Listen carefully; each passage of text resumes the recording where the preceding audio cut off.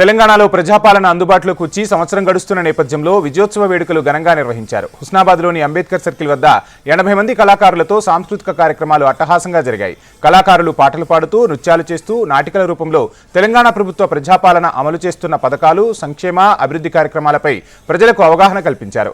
హుస్నాబాద్లో జరిగిన ప్రజాపాలన, ప్రజా విజయోత్సవాల సభకు రవాణా మరియు బీసీ సంక్షేమ శాఖ మంత్రి పొన్నం ప్రభాకర్ ముఖ్య అతిథిగా హాజరయ్యారు.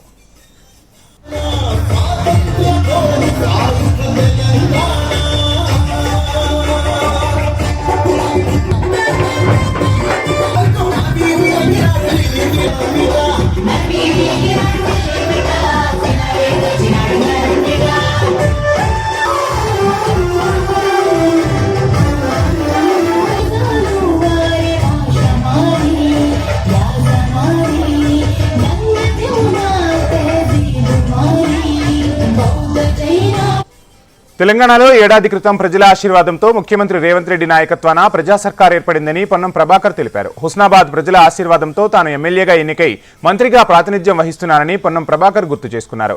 ఏడాది కాలంగా ప్రభుత్వం చేసిన కార్యక్రమాలను ప్రజలకు వివరించడానికి ప్రభుత్వం ప్రజాపాలన, ప్రజా విజయోత్సవాల పేరుతో సాంస్కృతిక కార్యక్రమాల ద్వారా ప్రజలకు అవగాహన కల్పిస్తోందని తెలిపారు. మొదటి సంవత్సరంలోనే ఇంత అభివృద్ధి జరిగిందని, వచ్చే 4 సంవత్సరాల్లో మరింత అభివృద్ధి చేస్తామని హామీ ఇచ్చారు.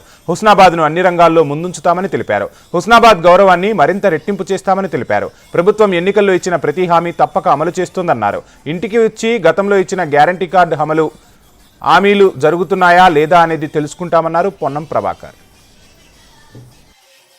నమస్కారం. తెలంగాణ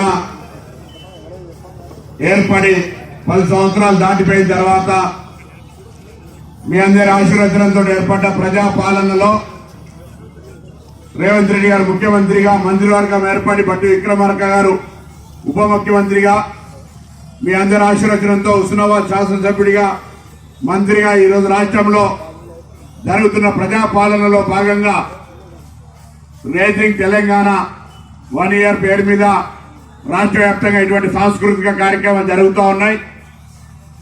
ప్రభుత్వం ఏడాది లోపల ఏమేం చేసిందో ఒక్కసారి ప్రజల ముందు ఉంచే కార్యక్రమం, ఇంకా ప్రజలకు కావలసినటువంటి అంశాలను ఏ విధంగా చేయబోతుందో చెప్పే విధంగా ఈ కార్యక్రమాలను రూపొందించడం జరిగింది.